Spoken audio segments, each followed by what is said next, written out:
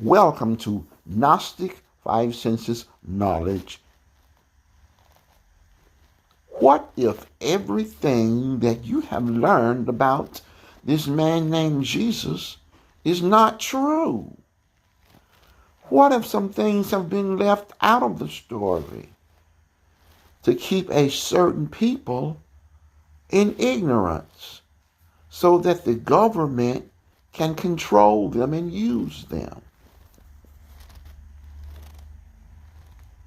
Presence within man, not just in rituals and institutions. Why were these texts not included in the Bible?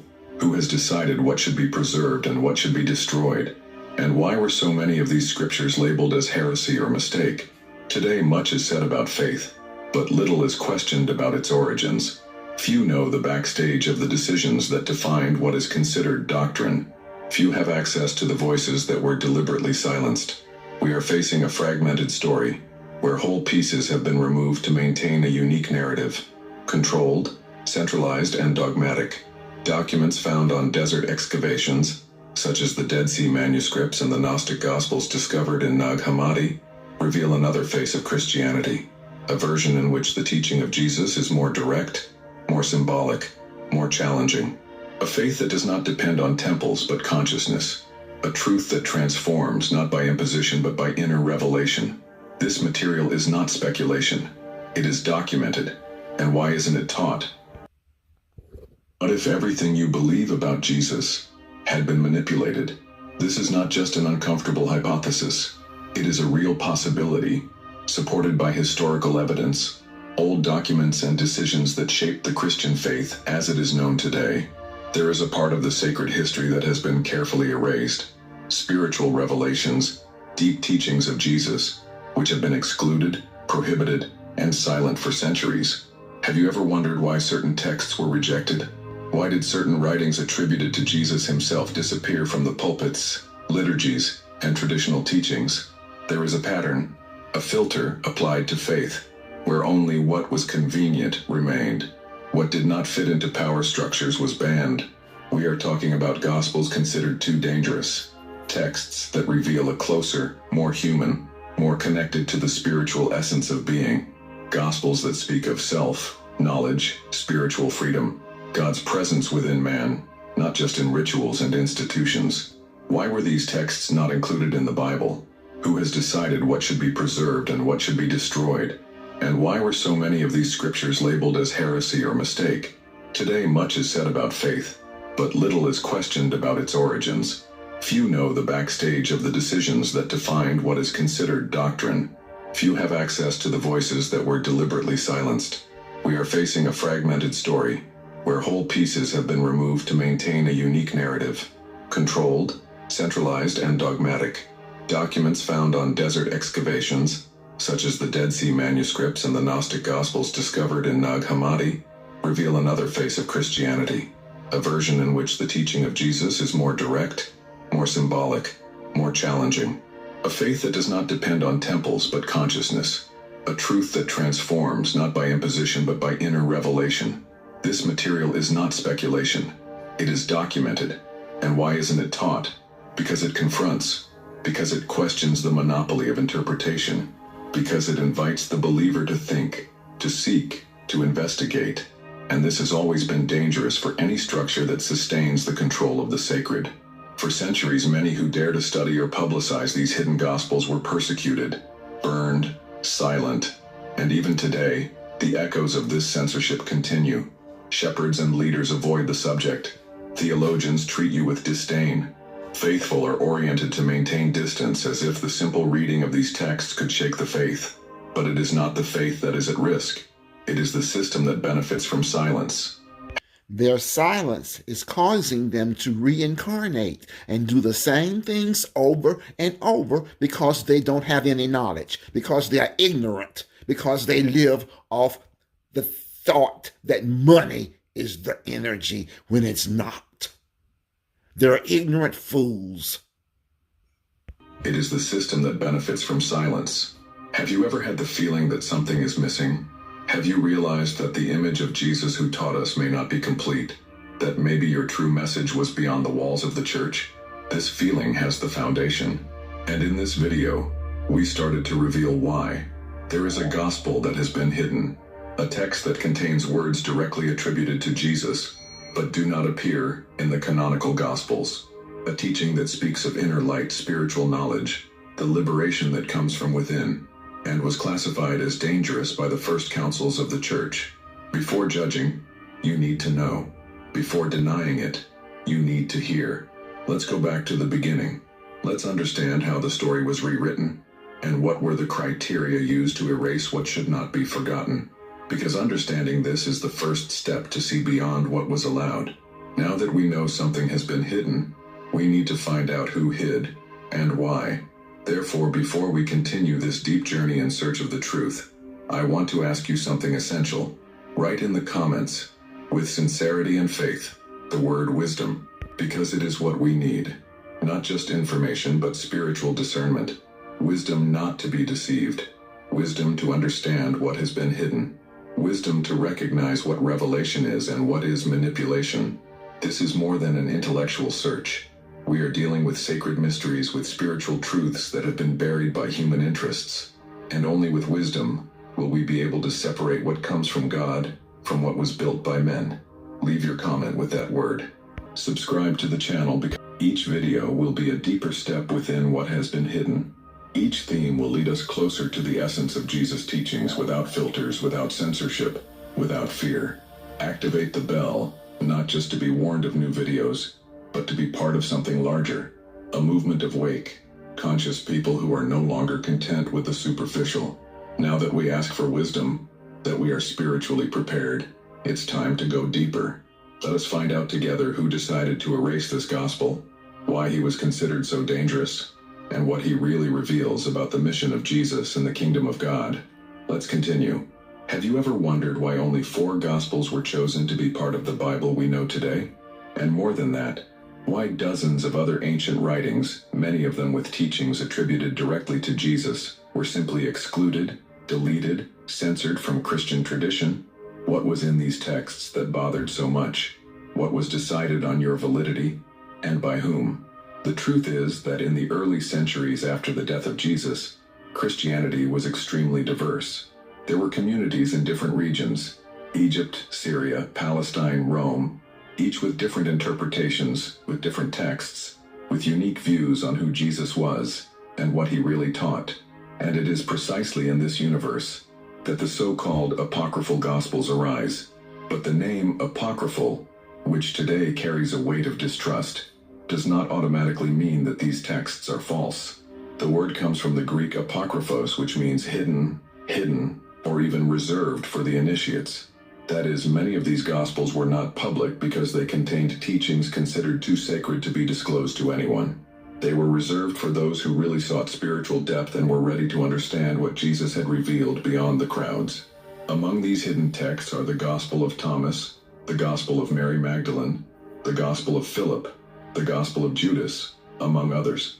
Writings that were not completely destroyed for one reason: they were hidden, sealed in clay pots, buried in the desert, stored for centuries by small communities who knew that what they had was too valuable to get lost. And thanks to these surviving fragments found in places like Nag Hammadi, Egypt, and in Qumran caves, today we have access to silenced voices, voices that can completely change the way we see Christianity. But then the big question arises: if these texts are as old as canonical gospels, and in some cases even closer to Jesus' first disciples, why aren't they in the Bible? The answer lies in a historical process called canonization, a process that was not only based on spiritual criteria, but also political and institutional interests. During the first 3 centuries of Christianity, there was no Bible as we know today. Each Christian community used the texts that had access, read apostolic letters, shares oral teachings, and some gospels. There was not yet an official list of what was scripture and what was not. This diversity was rich, but dangerous to those who wanted to consolidate power. In AD 325, Emperor Constantine, a newly converted to Christianity, called the Council of Nicaea. His goal was political: to unify the Roman Empire under a single, structured, official Christian faith that promoted stability. And for that, it was necessary to establish one doctrinal body. It was necessary to define what was orthodox and what was heresy. And it was there, among intense debates, theological disputes, and decisions loaded with interests, which was determined the beginning of the formation of the biblical canon. It is important to understand that the Council of Nicaea did not directly choose the books of the Bible, but it began an institutional movement that soon evolved into the standardization of Scripture. The Gospels that most interested in the new structure of the Church, those who presented a more divinized, farther, more aligned Jesus with ecclesiastical authority, were preserved.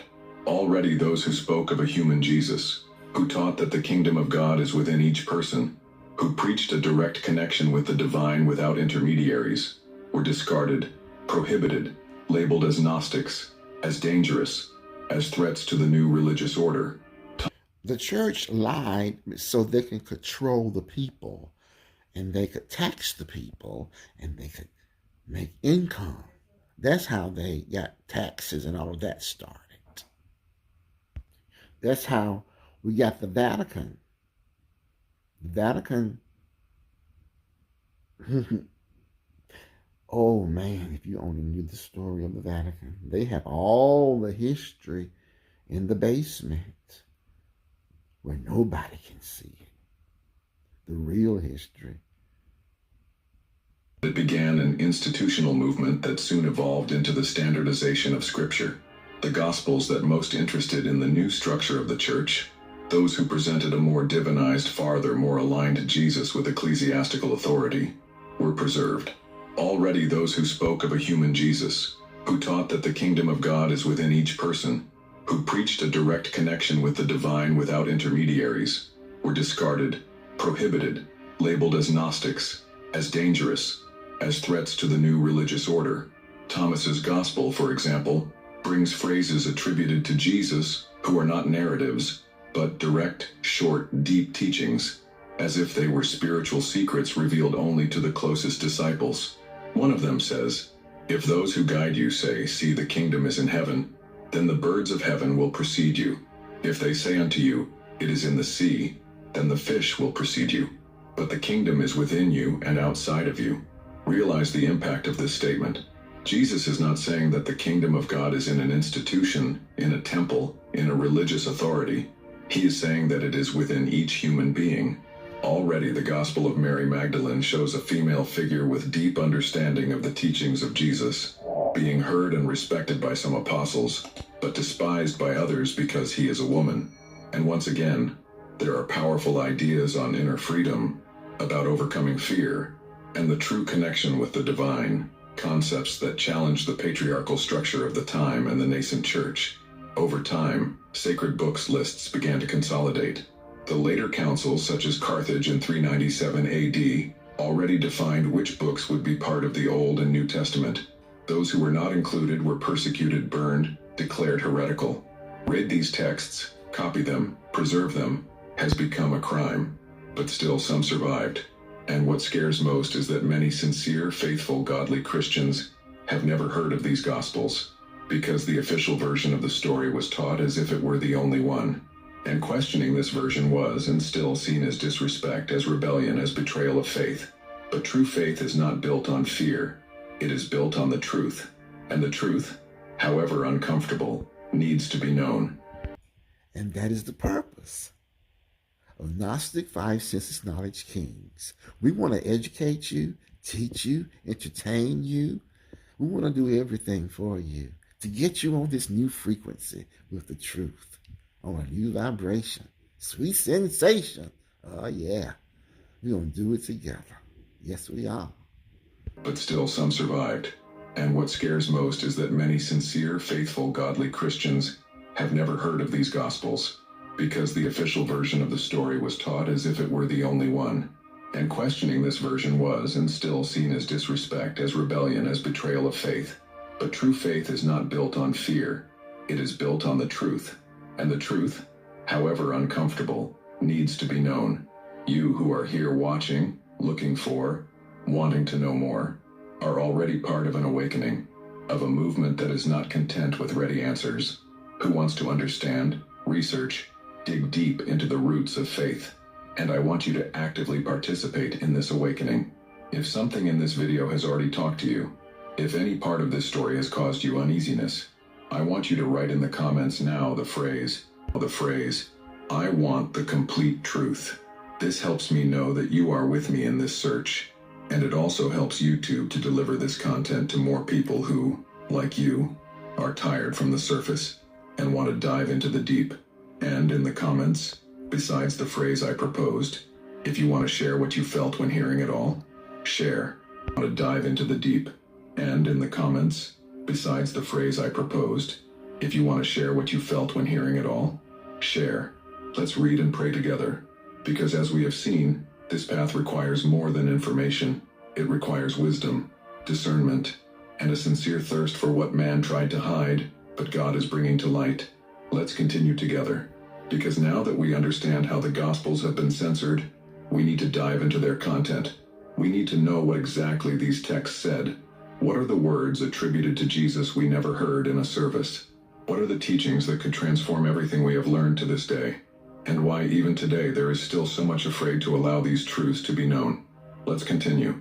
Now that you understand how many texts have been deliberately removed from what we call the official Bible today, it is time to plunge into what is perhaps the most delicate, and at the same time more impactful, this journey, the content of these forbidden Gospels. And we're not talking about rumors or obscure texts that came to centuries later, without connection with the early Christians. We're talking about real documents, dated times very close to the life of Jesus, almost miraculously preserved, hidden in caves buried under layers of sand and silence, documents that carry words that were directly attributed to Jesus, but that you have never seen in the Bible. One of these texts is the Gospel of Thomas, also known as the Gospel of Secret Words. And what makes this gospel so disturbing to the standards of religious tradition is that it narrates miracles, nor the crucifixion, nor resurrection, at least not as you have learned. It simply brings together a series of sayings, statements, and teachings attributed to Jesus, preserved in the form of short, objective, and at the same time, deeply mysterious sentences. It is as if it were a compilation of what Jesus would have taught his closest disciples, in particular, away from the crowds, away from temples, away from controlling any system. One of the best-known phrases of Thomas's gospel is this: "The kingdom is inside you and is out of you. When you know yourself, then you will be known, and you will know that you are the Son of the living God."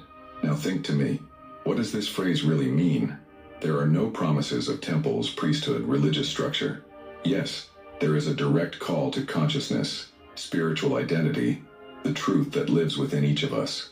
This type of teaching, however, was considered too strict, because it removes the intermediary, because it puts the power of understanding and connection with the divine in the hands of the individual, not the institution.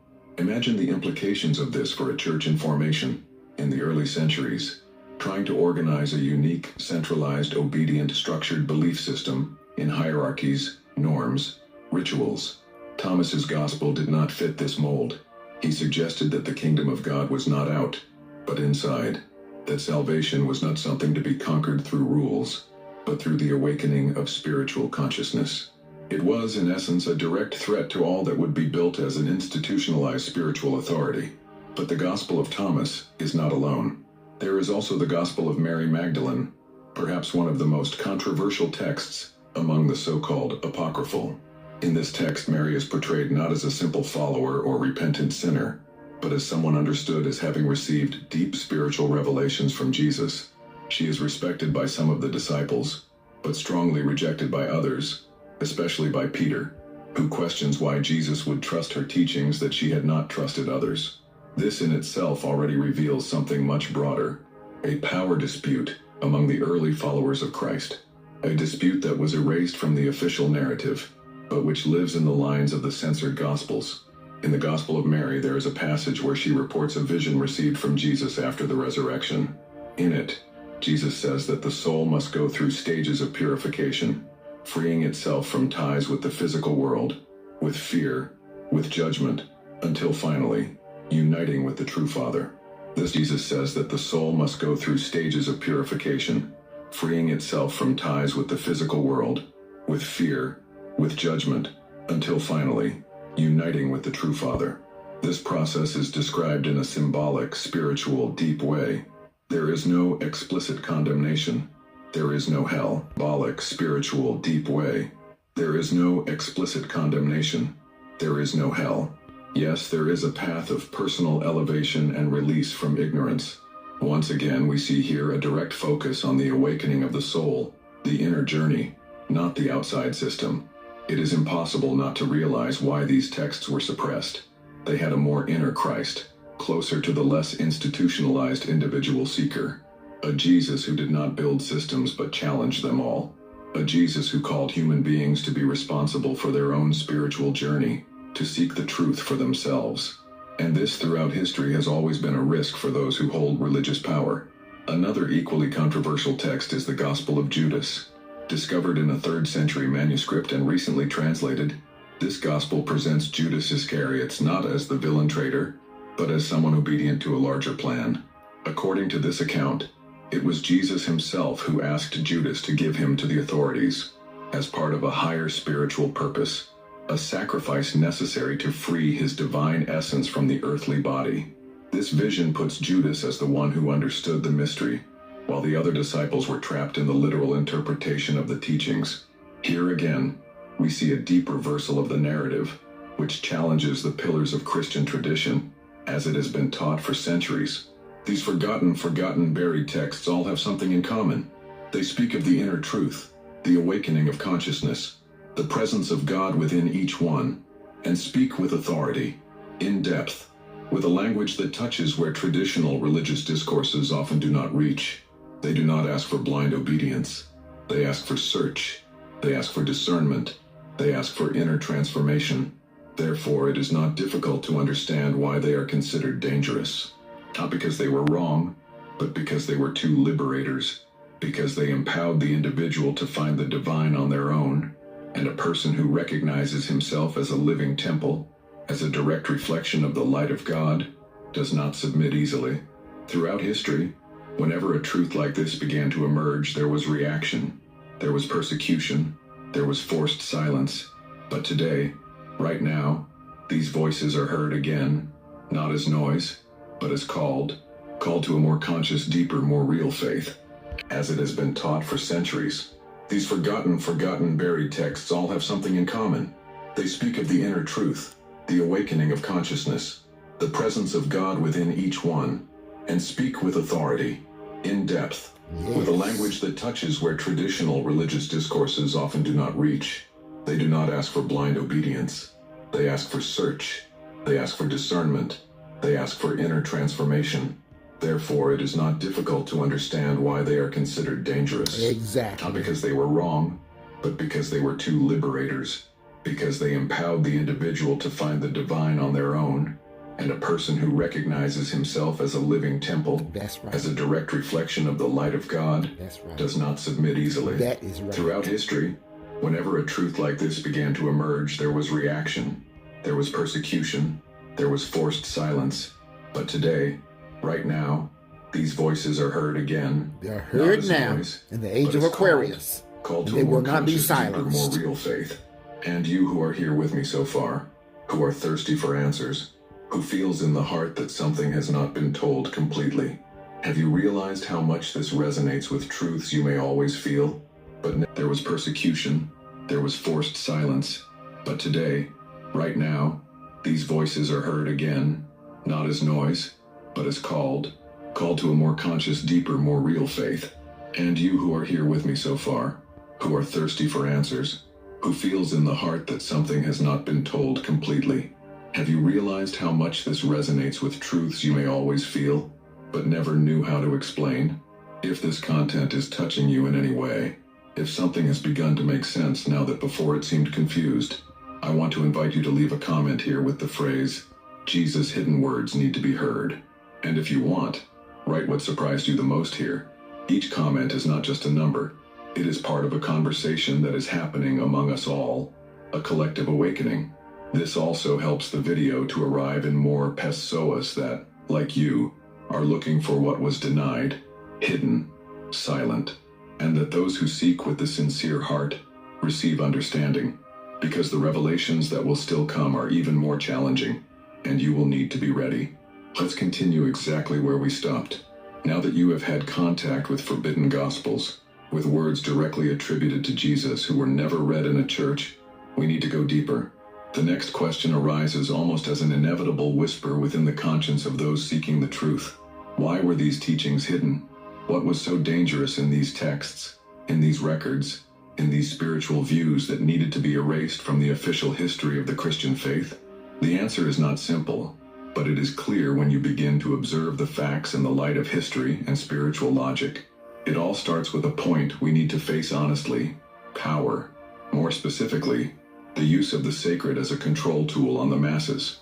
When faith became a political structure, not just a spiritual experience, the deeper, more intimate teachings began to be seen as threats. Not because they were heretical in the real sense of the word, but because they took the monopoly of truth from the hand of institutions. And here is where the true conflict comes in. The Gospels that were removed from the canon, such as Thomas, Mary Magdalene, Judas, and many others, brought a clear message of spiritual autonomy. They did not require temples, hierarchies, external sacrifices. They taught that the kingdom of God was within us, that salvation was the result of knowledge, personal revelation, conscience awakened. This headed down the model that the nascent church, coupled with the power of the empire, was trying to establish.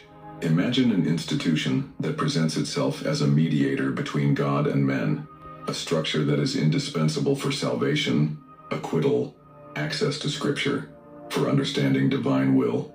Now imagine a text that says that you need none of this, that God is already within you, that the Holy Spirit dwells in every human being, and that spiritual enlightenment depends on your inner awakening, not the approval of external authority. How could this be accepted by an organization that was beginning to consolidate itself exactly the need for mediation? I couldn't. And so it was fought, discredited, burned, buried. Censorship was not just theological, it was strategic, it was political, and perhaps the cruel form of manipulation was to convince the faithful themselves that these texts were evil, misleading, false gospels. This narrative was repeated for centuries, reinforced by dogmas, sermons, rituals, until virtually no one else questioned them. It was safer, more comfortable, more convenient to accept what was officially approved than investigating what was purposely silenced. And what is scarier is realizing that this decision was not made by divine inspiration, but by human advice, gathered in environments of power dispute, where faith was negotiated as negotiating territory. When Emperor Constantine unified Christianity as a state religion, he did not do so by spiritual revelation, but for the sake of stability of the empire. An empire divided by beliefs, doctrinal disputes, spiritual factions would not be sustained for long. It was necessary to create a single faith, one truth, a common narrative, and for that it was necessary to cut everything that was divergent, no matter how legitimate it was. The Gospels considered Gnostic, for example, were rejected not because they spoke of a different Christ, but because they proposed a direct spiritual relationship between man and God.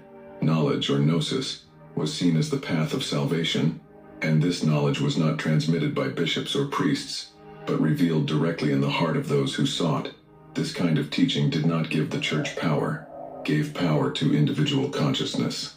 And that was, and it remains, deeply dangerous for any structure that wants to maintain dominion over people's minds.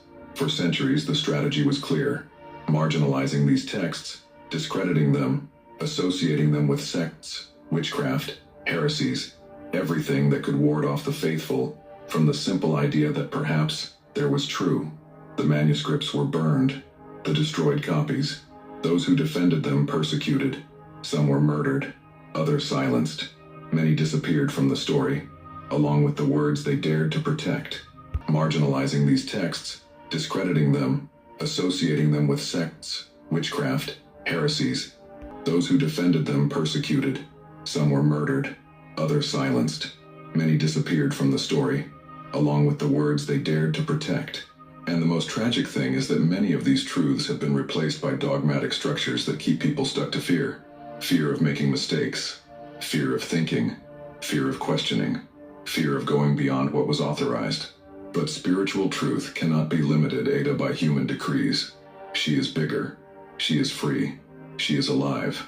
That's why today, when we talk about these hidden gospels, we are not just redeeming old documents. We are reopening doors that were forcibly closed.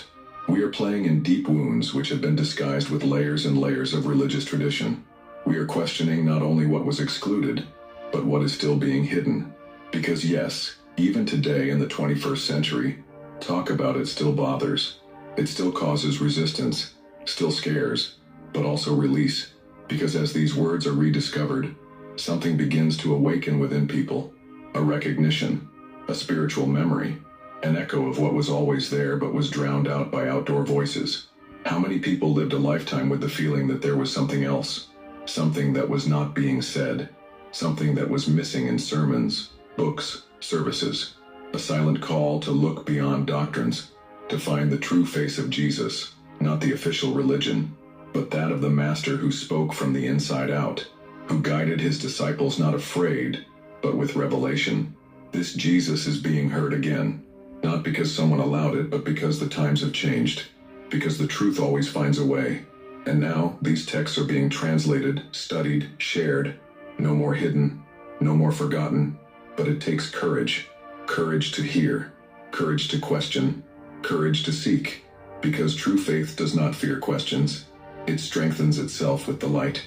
And if you got here, it's because you are also listening to this call. If this content is making sense to you, if something is connecting inside your spirit, I want to ask you a favor. Write in the comments the phrase, "Truth will break free." Courage to question, courage to seek, because true faith does not fear questions. It strengthens itself with the light. And if you got here, it's because you are also listening to this call. If this content is making sense to you, this helps me understand that you are with me on this walk, and it also helps the video reach more people who are looking for these forgotten revelations. If you can, like the video right now. This shows YouTube that this content is relevant. And if you haven't signed up yet, subscribe now. And now finally are being brought to light.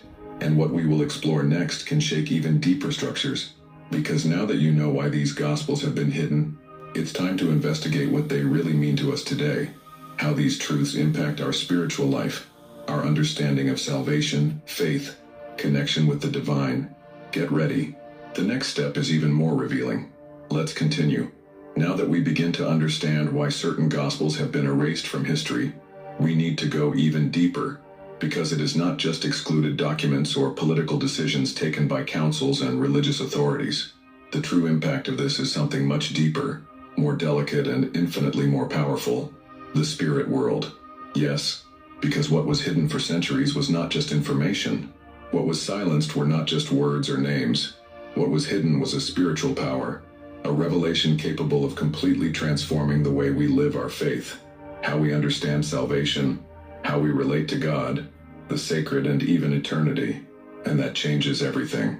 Stop for a moment and reflect on me. What if the kingdom of heaven were already inside you? This is not a symbolic phrase. It is not a poetic metaphor taken from any sermon. It is a direct statement present in the Gospel of Thomas attributed to Jesus. When he says the kingdom is within you and is out of you, when you know yourself, then you will be known and understand that you are children of the living God. He is not just talking about a state of mind, but is pointing to a spiritual key that has been taken from public knowledge for generations. The impact of this truth is devastating to all that has been built around institutionalized religion. Because if the kingdom of God is within you, if the connection with the divine is something born from the inside out, then the whole system built to mediate this relationship, temples, priests, dogmas, sacrifices, rituals, becomes secondary. And this is the most sensitive point. The spirituality taught by Jesus in these forgotten texts is not a spirituality from the outside in, but from the inside out. A living, intimate, deep, transformative, and precisely therefore dangerous spirituality for any control structure. And why is this so transformative in the spirit world? Because when you understand that the Spirit of God dwells in you, when you recognize that it was created in the image of the divine, which carries within you the potential of light, Na, which has direct access to the source of wisdom and truth, you break free. Ooh, You yes. stop living in fear. Stop obeying by imposition. Stop seeking out what's always been inside.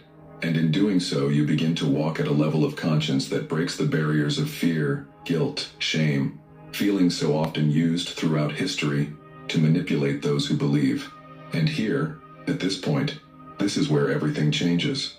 because a person aware of the divine presence within himself does not easily submit to discourses of domination. It does not bow to spiritual threats built to impose obedience. Such a person begins to understand that salvation is not a bargain. It is not a currency of exchange between man and a punitive deity. Salvation in this context becomes the awakening of inner truth, the reunion with the divine essence, the memory of what we were created to be from the beginning. In Forbidden Gospels, salvation is described not as a final prize, but as a continuous process of recognizing their own spiritual identity. The Gospel of Mary, for example, talks about freeing the soul from the ties of the material world. It talks about overcoming the powers that prevent the spirit from ascending to light. There is no arbitrary judgment there, but a journey of purification, conscience, and overcoming fear and ignorance. This changes all the vision of what is sin, what is redemption, what is the very mission of the human being on earth. And this change of vision directly affects the spirit world, because according to these texts, the true battlefield is not external, it is internal.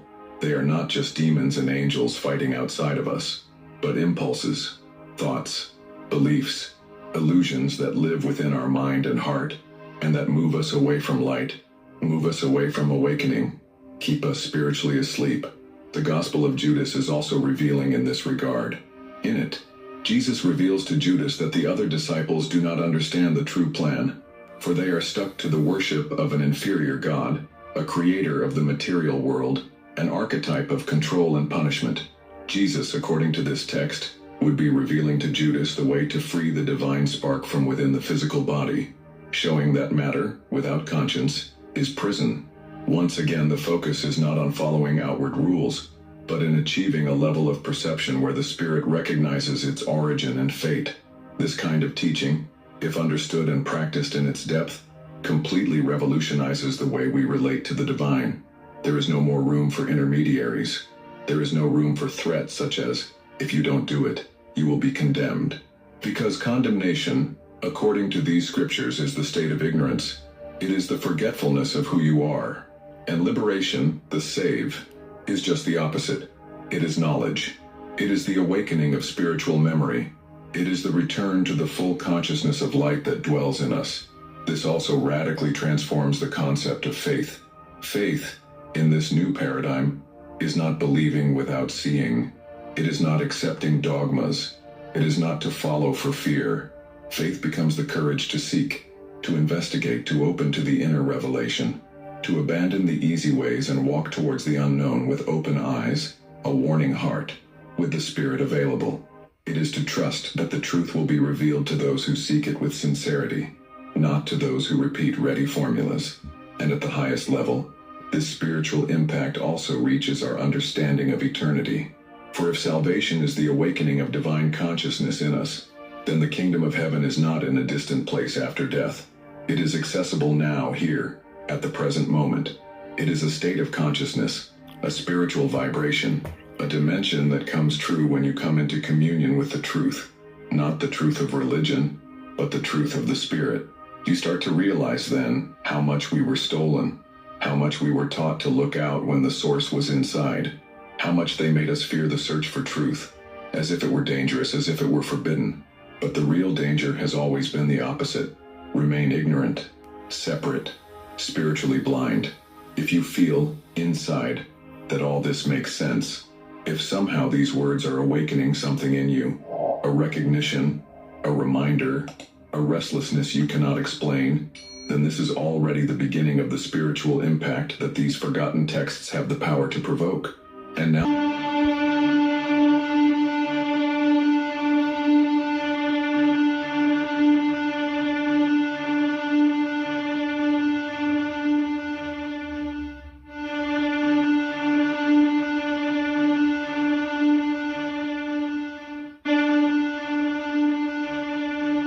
the more you begin to investigate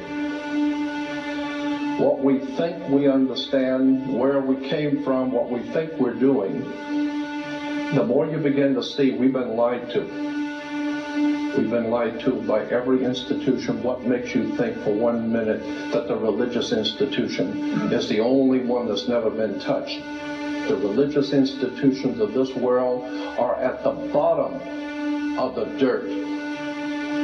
The religious institutions in this world are put there by the same people who gave you your government, your corrupt education, to set up your international banking cartels, because our masters don't give a damn about you or your family. All they care about is what they have always cared about, and that's controlling the whole damn world. We have been misled away from the true and divine presence in the universe that men have called God. I don't know what God is, but I know what he isn't. And unless and until you are prepared to look at the whole truth, and wherever it may go, whoever it may lead to, if you want to look the other way, or if you want to play favorites, then somewhere along the line you're going to find out you're messing with divine justice. The more you educate yourself, the more you understand where things come from, the more obvious things become, and you begin to see lies everywhere. You have to know the truth and seek the truth, and the truth will set you free.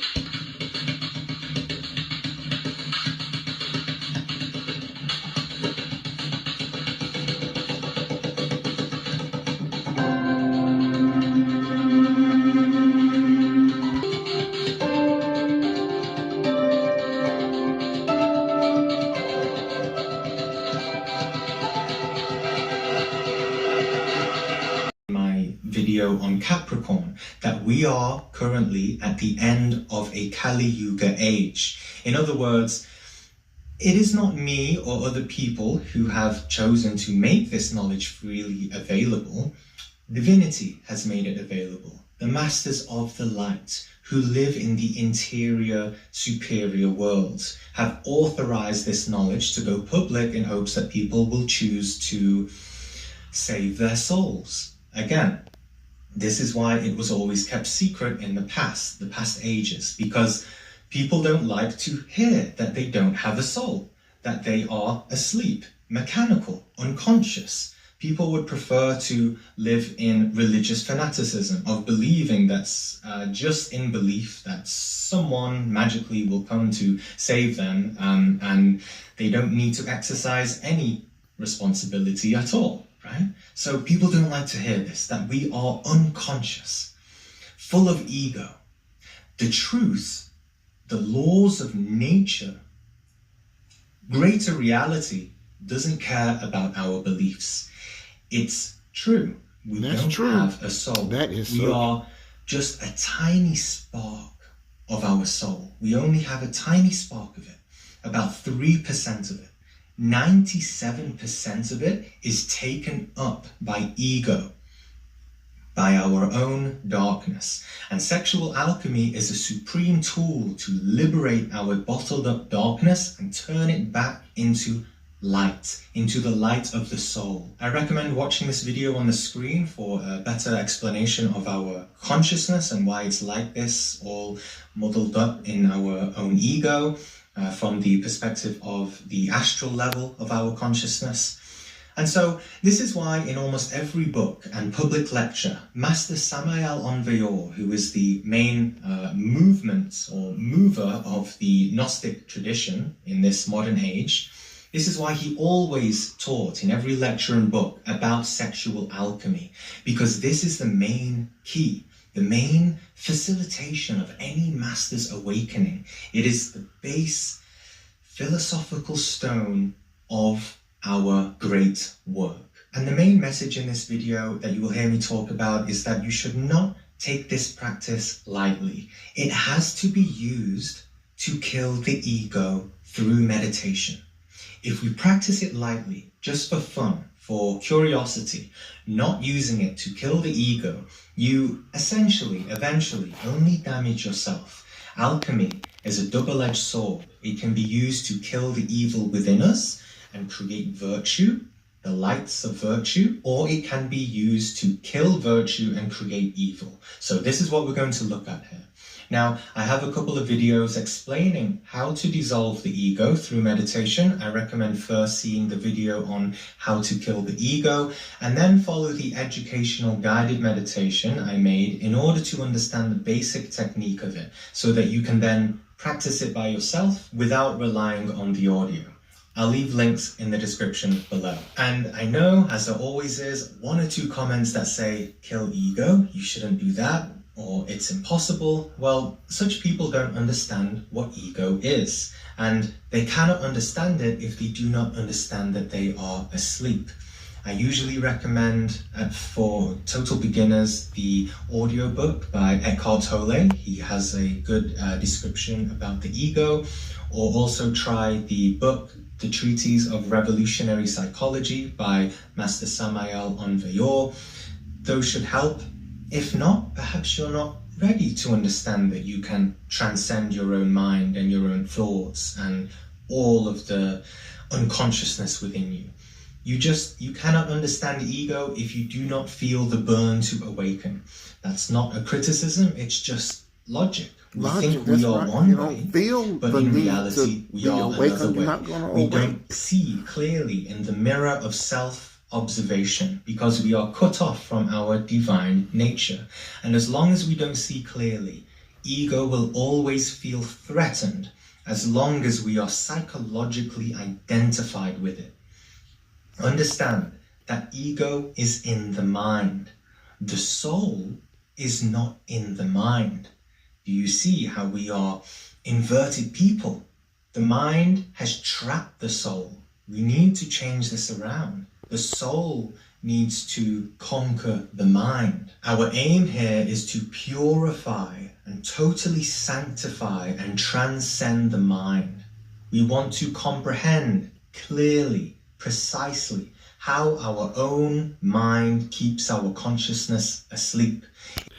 This is the part of being raised in the Pentecostal church that I love, because they did teach sanctification, purging yourself, living holy. So that part, I'm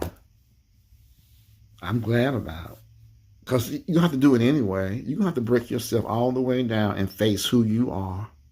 You can't. That ego is going to have to go. You got to come to the grips of who you truly are and go from there. Build yourself back up. You can lie to yourself all day long, but you're only hurting your own self. You're thinking about what other people are going to think of you, what they're going to say, and all of that. We all go through that. But once you get liberated and free, every trial you went through is going to be worth it. You think I care about what people say about me? I'm sorry. I used to, but you can't hinder me no more. Do what you gotta do. Say what you gotta say. And they cannot understand it if they do not understand that they are asleep. I usually recommend for total beginners the audiobook by Eckhart Tolle. He has a good description about the ego. Or also try the book, The Treatise of Revolutionary Psychology by Master Samael Aun Weor. Those should help. If not, perhaps you're not ready to understand that you can transcend your own mind and your own thoughts. You cannot understand ego if you do not feel the burn to awaken. We don't see clearly in the mirror of self-observation because we are cut off from our divine nature. And as long as we don't see clearly, ego will always feel threatened as long as we are psychologically identified with it. Understand that ego is in the mind. The soul is not in the mind. Do you see how we are inverted people? The mind has trapped the soul. We need to change this around. The soul needs to conquer the mind. Our aim here is to purify and totally sanctify and transcend the mind.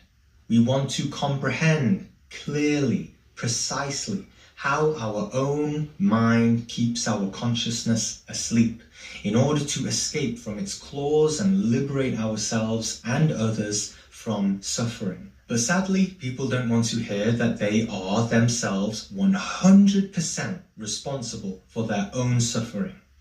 Pride, lust, greed, anger, laziness, fear, hatred, jealousy, all these things blind the soul into self-deception. And that's fine. We're not preaching here Everyone has the right to believe as they wish.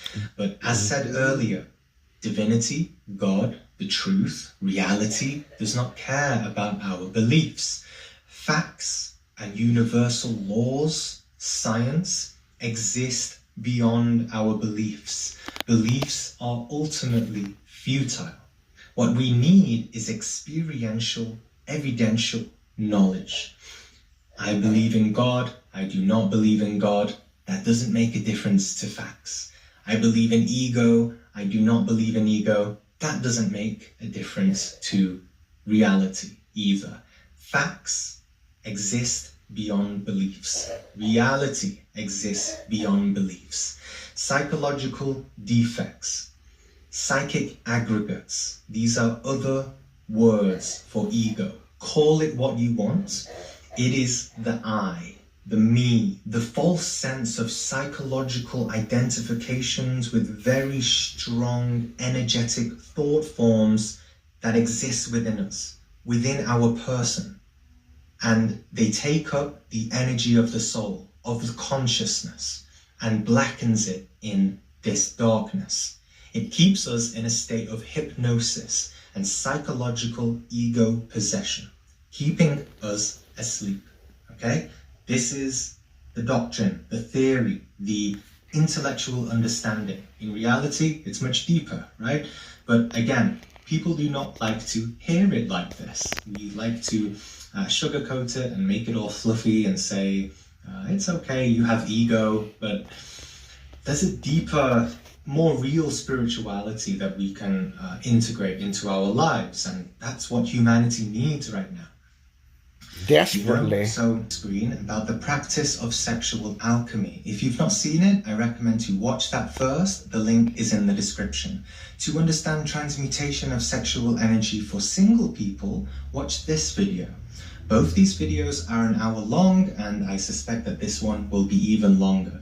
It's quite the challenge when teaching sexual alchemy to such a wide audience, because, well, if we say all this to a spiritual master, we can say, sex without orgasm between the loving matrimony of a couple is the ultimate form of spirituality. And the master will say, yes, understood, immediately, obviously, because to an ascended being, a master, that is clear logic. He understands instantly in a profound way.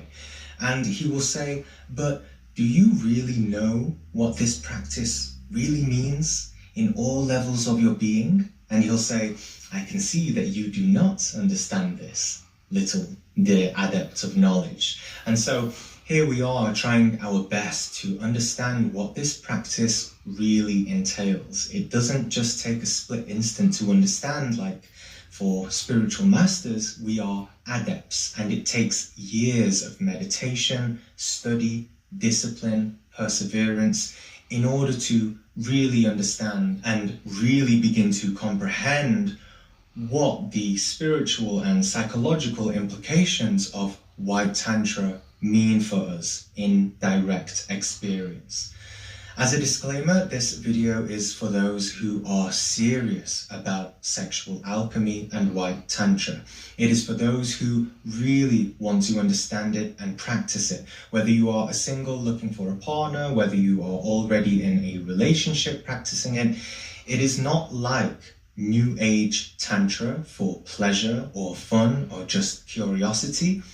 This is serious. It requires a big commitment, and thus it is only for a high level of spirituality, for those people who are advancing or want to advance very rapidly. So from those two videos I showed you, this video is the next level, the next octave of reality in understanding this topic in a deeper way. I'll also be talking about things like the right ways to do pranayama for single people, creating the solar astral body and what that is, and also how the no-fap movement is ignorantly dangerous, and also what love is really about. And so we'll go into all of this here. Now, I'm overjoyed that so many of you in the comments really fell in love with this knowledge straight away on that first video of sexual alchemy. It's great. It's really great. It's beautiful, isn't it? But keep in mind, I only gave the very superficial layer of that practice. And in this video, we're going to go a lot deeper into the goal and the ultimate purpose of sexual alchemy. Because the purpose of sexual alchemy is not just for the sake of alchemy itself. Alchemy is to create gold, the gold of the spirit. So sex is not the purpose in itself. That is not the goal. To have sex itself as our main goal or motivation in life is already what the whole world is lost in, right? It's one way we can already define lust, to just live for lust, right? We are going to work with lust through this practice. We're not living for lust. We're not doing that here in this white tantric practice. And not just lust as desire for physical sex, but lust as in desire for anything material, whether it's a physical body, money, fame, worldly attainments, social status, food, having a nice car, career, family, children. I'm not saying that any of these things are bad in themselves, but people make these things as their primary goals and focus in life. In other words, they are psychologically and emotionally and sexually attached to the material, physical life, as we all are. People, possessions, beliefs, identifications, religion, science, bank statements. We are so obsessed with all of these worldly things. We even take all of it pridefully to the grave with us, giving our life for the sake of materialism. And even in our grave, the skeleton is holding on to these things very dearly, saying, my life is fulfilled, I got this nice house, I became a millionaire, I became known as a great doctor, scientist, engineer, YouTuber, I created a great business, I have 3 kids, etc. The truth is, divinity doesn't care. God doesn't care about our material, terrestrial nonsense. What is of the material is of the material. What is of the spirit is of the spirit. In the same way, sexual alchemy is not about material physical sex. The purpose behind it is found in the spiritual aspect of life, in the vertical dimension of either ascension or descension, of either working with raising the energies for awakening the consciousness through not reaching orgasm, or falling and becoming a slave to materialism and the material body, of either raising the Christic force of the spirit within us or falling to the anti-Christic force of materialism within us. Now, I know those are strong esoteric terms, but we're going to look into all of this more deeply here. And I hope you sense why this esoteric knowledge was kept secret for so long for the select few, not because they were secretive for the sake of being secretive, but because people who had this knowledge could see that people could not accept these teachings, that the public weren't ready to give up on their dreams of life in order to really discover divinity within themselves. This knowledge has always been kept secret by underground groups, esoteric groups, Gnostics. And long ago, some of the more noble Gnostics were daring enough to even give these keys to humanity out of a deep love to save the suffering souls around them. But almost all of them were put to death. And I say this because after I made that first video on alchemy, I had a few Gnostic brothers message me saying, I can't believe you gave the great key to awaken consciousness to everyone so outright like that. Don't you understand that people need to be ready to hear it? And, you know, they're not wrong. In one justified perspective, it is wrong to just tell people about this sacred knowledge in such a casual, blasé manner without first seeing if they're ready for it. This is why we have in esoteric traditions the ritual of initiation to see if that person is ready for this type of knowledge. Every great tradition, even today, even many Buddhist traditions, have this probationary path of what monks will go through, what initiates will go through, and the master, the teacher, will watch them and wait for them and see if they're ready for this knowledge. But here we are, here I am, saying it publicly, as other people do, and science is also discovering it now. But we have to remember this. It's a good thing to keep in mind that it is like, this video is basically like casting pearls before swine, right? Because this information is so sacred. It's sacred. And that's what I really want you to understand here. Don't give it to the dogs. Sexual alchemy is incredibly precious, sacred, and terribly divine. It is a source of immense power when realized and practiced properly. And we're going to look into all of this here and why. But first you might ask, so why are you telling everyone then? Because the situation of humanity, the situation we are in right now, is a very desperate one. We are in a very desperate state. Humanity is terribly asleep, and the fate of humanity is not a beautiful one. It sure isn't. I already see what's going on. Regardless of scientific, religious, atheistic beliefs, I think most people sense this, that we can't continue living how we are living, that something will happen for the earth to save itself from the destructive humanity that lives on it. I talk about this a bit in my video on Capricorn, that we are currently at the end of a Kali Yuga age. In other words, it is not me or other people who have chosen to make this knowledge freely available. Divinity has made it available. The masters of the light, who live in the interior superior worlds, have authorized this knowledge to go public in hopes that people will choose to save their souls. Again. See, we were taught that being saved was believing in a man that died on a cross to shed blood. What you're getting here is sacred, it's holy, it's divine. It really is.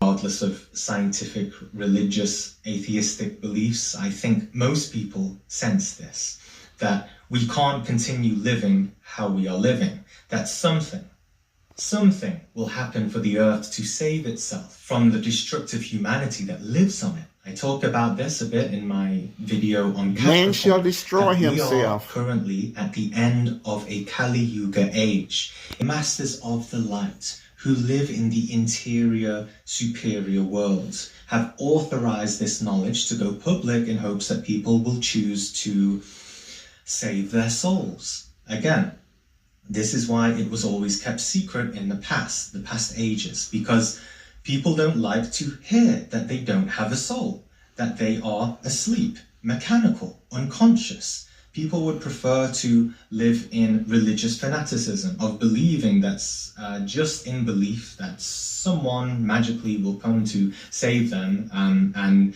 they don't need to exercise any responsibility at all, right? So people don't like to hear this, that we are unconscious, full of ego.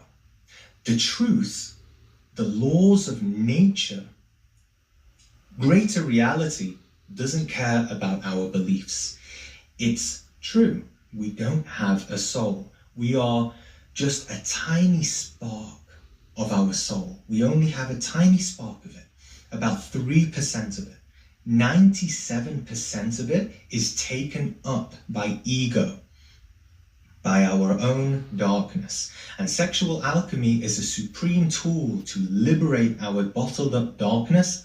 The laws of nature, greater reality, doesn't care about our beliefs.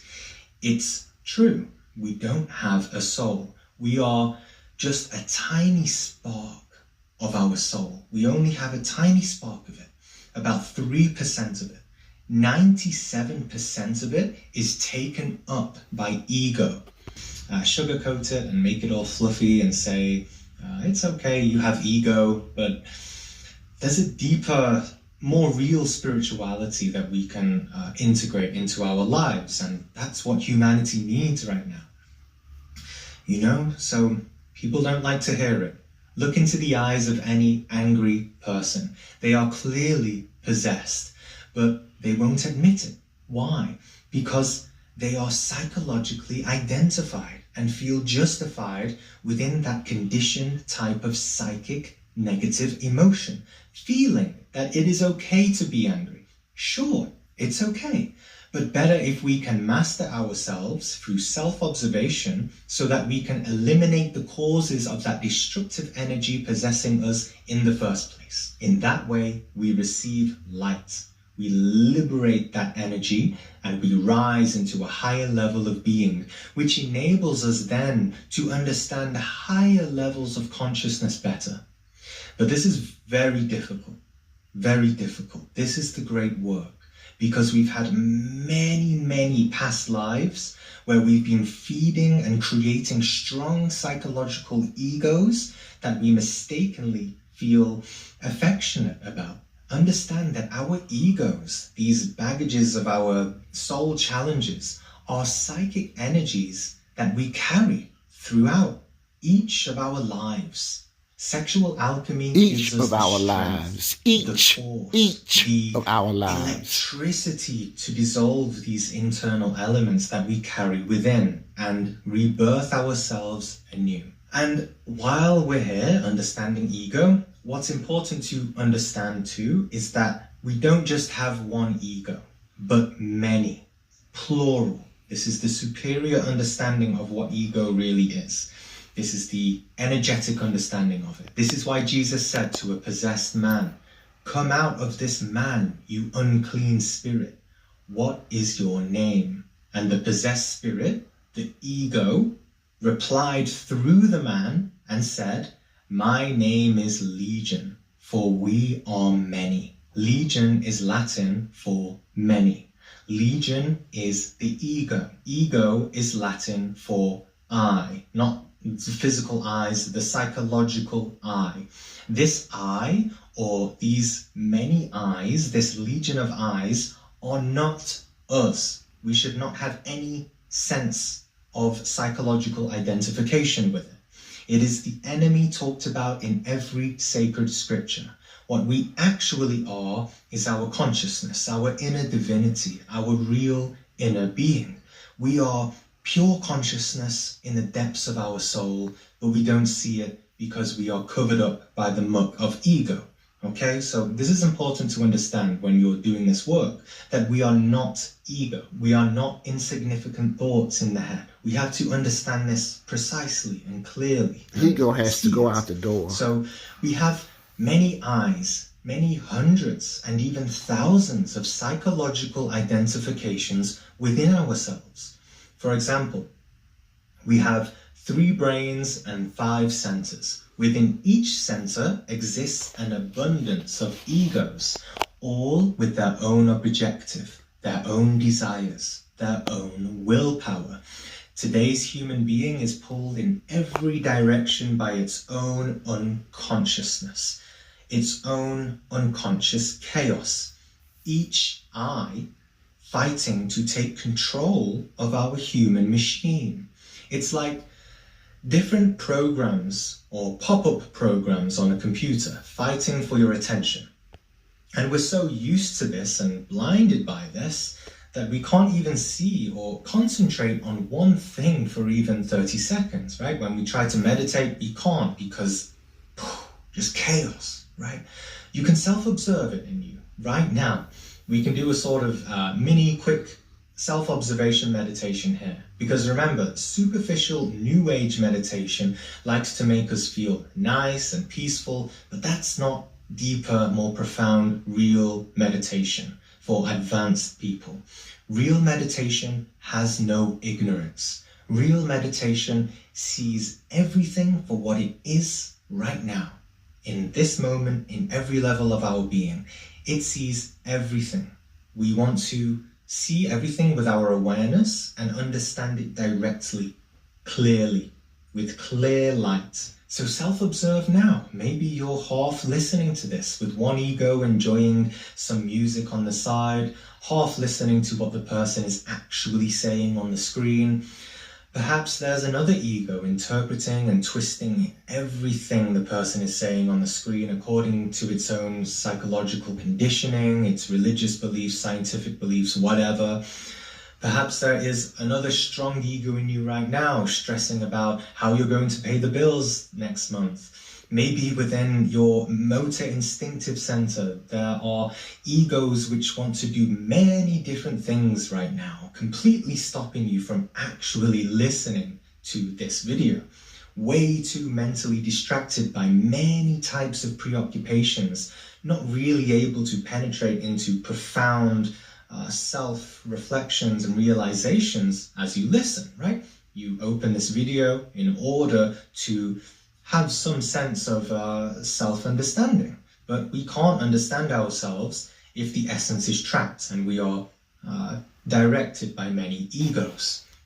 Maybe one ego is reacting to everything the speaker is saying right now and just wants to go get some food from the fridge or check your phone, check other tabs on your browser. Maybe your sexual center is planning and plotting to go and talk to a man or woman you're interested in, or to look at pictures on the internet, or what you're going to do tonight, what you're going to have for dinner. Self-observe. Feel in your intellectual and emotional centers the multitude of conflicting energies, conflicting ideas, judgments, feelings that you're having about all the things we're talking about here, right now. And you will see that you are not really here where you are right now, not fully.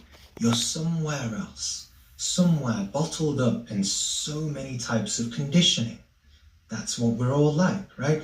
And for those people who say that, well, I am totally awake, well, that is wrong. We are totally asleep, and there is a huge journey and path that we can take, right? As I said before, we are 3% awakened. When you start to awaken your consciousness by, let's say, up to 4%, maybe 5%, 10%, that's when people say they have profound spiritual experiences. I don't know about that. They think you're crazy. They think you lost your mind. Judgments, feelings that you're having about all the things we're talking about here, right now. And you will see that you are not really here where you are right now, not fully. You're somewhere else, somewhere bottled up in so many types of conditioning. That's what we're all like, right? And for those people who say that, well, I am totally awake, well, that is wrong. We are totally asleep, and there is a huge journey and path that we can take, right? As I said before, we are 3% awakened. When you start to awaken your consciousness by, let's say, up to 4%, maybe 5%, 10%, that's when people say they have profound spiritual experiences. Samadhi, satori, they start to realize deep things and start to have spiritual experiences. But remember that this is just another tiny spark of light that is being given to you. Okay, so deeper depths and higher even heights, at that's all I can 50% think of. awakened consciousness, I mean, you're starting to be considered as a spiritual master at that point. Okay, so it's a huge task, a huge journey. Okay, if you're a good meditator, if you have pristine concentration and you've developed clairaudience, you can even start to hear this chaos of the voices within you, ripping your being apart. Yes. This is the chaos, the Yes. darkness we live in, the hell that we are already in. Most people are scared that if they die, they go to hell. Hell is already here, around us, within us, okay? We are not real, authentic individuals with a defined will or personality. We are just a multitude of voices of predetermined programming by our own psychological and those who processes. programmed us. What a way to live, right? When we really see this, when we really self-observe this within the pure conscious awareness of our real individual being, when we recognize it clearly and understand how it makes us suffer and how it makes others suffer, then we say, okay, I'm going to pick up my sword now and take back my own will, take back my own soul, and stop being moved by random winds and doctrines. Say, I will remain unshaken against all winds. Yes. Rooted within the center of my own being, totally self-mastered. You have to be who you are, self-possessed, or you will destruct trying to be what somebody else wants you to be. This is the spirit of the initiate, of the spiritual warrior who is ready to walk the path of self-knowledge. I'm a warrior. A tremendous path which takes time I am not to dissolve, a coward. Transmute, and refine the legion of ego within us, and really start to align and become a more precise and refined individual. So I speak frankly because alchemy is a serious practice to finally awaken the Kundalini and merge with your real soul through the death of everything worldly within you. So this is not for fearful cowards, okay?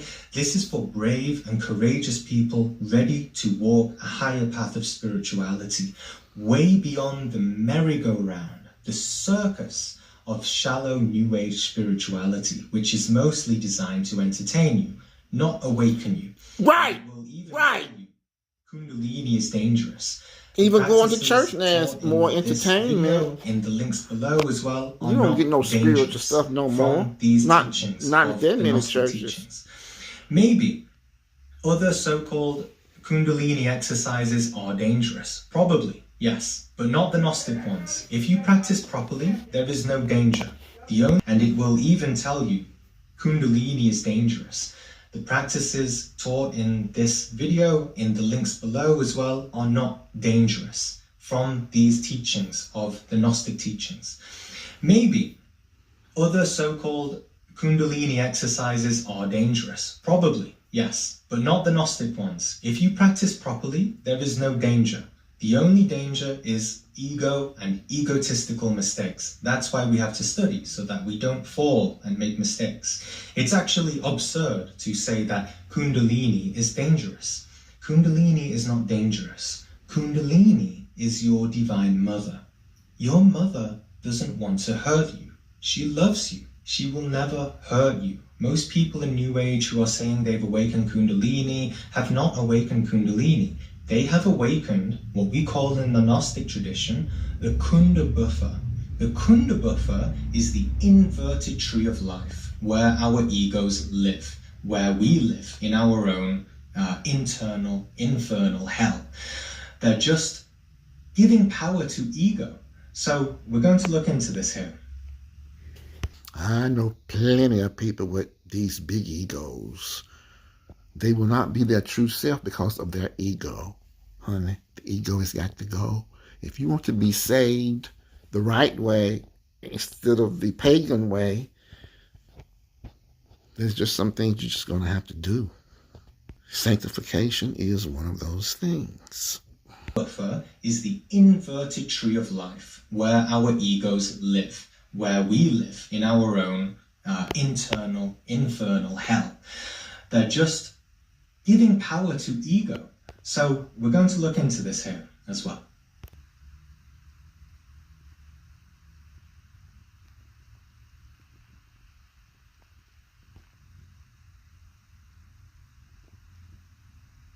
I'm sorry, it's not any clearer.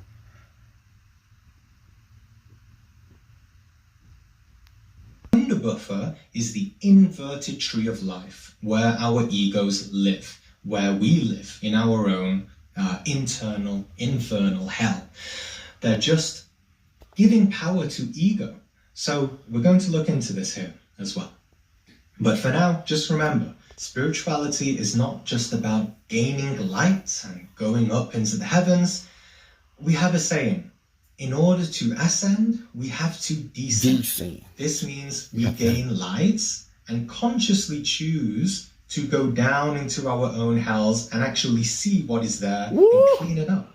Lord have mercy. Every legitimate master is a master of heaven, earth, and hell. This is why you often see images of Buddhas or angels dominating demons, and is also symbolized by Dante or Dante's Inferno, exploring the 9 levels of hell. I remember when I first started this path, I learned astral projection before this Gnostic knowledge of ego. And when I first heard about it, I said, okay, I will investigate this for myself. And I went into the astral within my own internal world of myself, and I went to my psychological house in the astral, and I saw my house, right? We all have a house that we live in the astral. And, well, I tried to go inside my house, but what I saw was many people. Chaos in the house. These were my own psychological entities. I could not even get into my own spiritual home in the astral because there was too much chaos. Crazy egos, dancing, fighting, partying, shouting. It was horrible to see, but it was the truth. So we all have this inner world that we have to discover. Real spirituality is not about always seeking the light, always feeling good and nice. Real spirituality is about seeing the reality of the darkness within us in order to know ourselves in a factual way. Know not thyself. a delusional way. Know It's not thyself. about lying to ourselves about who we are. Yes. Like Pinocchio. It's the truth. So we all have this inner world that we have to discover. Real spirituality is not about always seeking the light, always feeling good and nice. Real spirituality is about seeing the reality of the darkness within us in order to know ourselves in a factual way, not a delusional way. It's not about lying to ourselves about who we are, just like Pinocchio. Pinocchio is not a real boy. He is a mechanical robotic machine. He is a puppet of the ego, right? He's not a real boy because he lies about himself, because he does not see who he truly is. Only once he really sees through the virtue of honesty can he then become a real boy. So, one thing about it, you're going to get the real Jody. He ain't no put on. He ain't no fake. He's a real, genuine thing. Many don't like it, and a whole lot of people love it. But it's on to whoever, whatever you want, baby. spirituality is about seeing the reality of the darkness within us in order to know ourselves in a factual way. Real spirituality is not about always seeking the light, always feeling good and nice. Real spirituality is about seeing the reality of the darkness within us in order to know ourselves in a factual way, not a delusional way. It's not about lying to ourselves about who we are, just like Pinocchio. Pinocchio is not a real boy. He is a mechanical robotic machine. He is a puppet of the ego, right? He's not a real boy because he lies about himself, because he does not see who he truly is. Only once he really sees through the virtue of honesty can he then become a real boy. So, I'm just laying a little bit of foundation there for you about the ego and the tremendous pervasiveness of it on this path. But instead, we're able to conquer all of that, to transcend all of our usual senses and not be psychologically identified with anything in life through this work. Alchemy creates a spark of light to peer into the unmanifested world of creation within ourselves. We need the positive, negative, and neutral charge in order to do that. Take two positive charges, put them together. Will electricity be created? No. Take two negative charges together, what energy will be created? Nothing, right? The scientific laws of nature did not create it that way.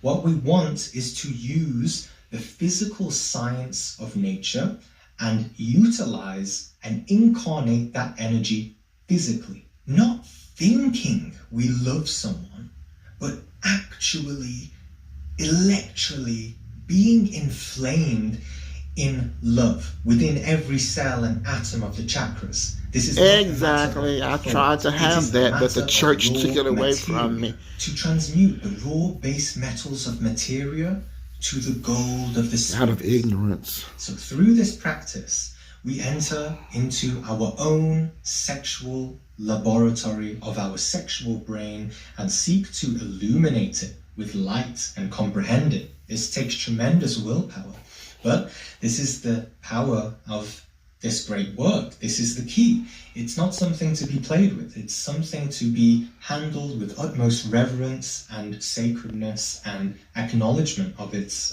divinity, of its divine nature, and should only be used to illuminate oneself, one's darkness, so that we may transform ourselves into pure light. One's darkness, so that we may transform ourselves into pure light. This is why Jesus said to be as wise as a serpent. The serpent is the sexual symbol of Kundalini. It is not good or bad. It is good and bad, depending on how you use your sexual energy.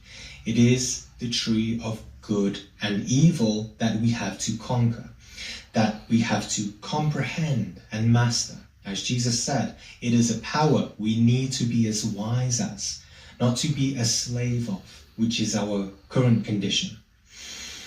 Now, slave of the flesh. There will be plentiful resources in the description below in order to understand all of this better.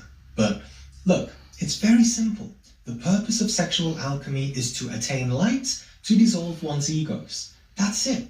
It's about spiritual rebirth and deep transformation. But we can't understand how to do that if we don't first learn how to meditate on oneself throughout one's life, with the intention of seeing the greater reality within. You cannot understand ego if you do not feel the burn to awaken. We don't see clearly in the mirror of self-observation because we are cut off from our divine nature. And as long as we don't see clearly, ego will always feel threatened as long as we are psychologically identified with it. Understand that ego is in the mind. The soul is not in the mind. Do you see how we are inverted people? The mind has trapped the soul. We need to change this around. The soul needs to conquer the mind. Our aim here is to purify and totally sanctify and transcend the mind. We want to comprehend clearly, precisely, how our own mind keeps our consciousness asleep in order to escape from its claws and liberate ourselves and others from suffering. But sadly, people don't want to hear that they are themselves 100% responsible for their own suffering. Pride, lust, greed, anger, laziness, fear, hatred, jealousy, all these things blind the soul into self-deception. And that's fine. We're not preaching here. Everyone has the right to believe as they wish. But as said earlier, divinity, God, the truth, reality does not care about our beliefs. Facts and universal laws, science, exist beyond our beliefs. Beliefs are ultimately futile. What we need is experiential, evidential knowledge. I believe in ego, I do not believe in ego. That doesn't make a difference to reality either. Facts exist beyond beliefs. Reality exists beyond beliefs. Psychological defects, psychic aggregates, these are other words for ego. Call it what you want. It is the I. the me, the false sense of psychological identifications with very strong, energetic thought forms that exist within us, within our person.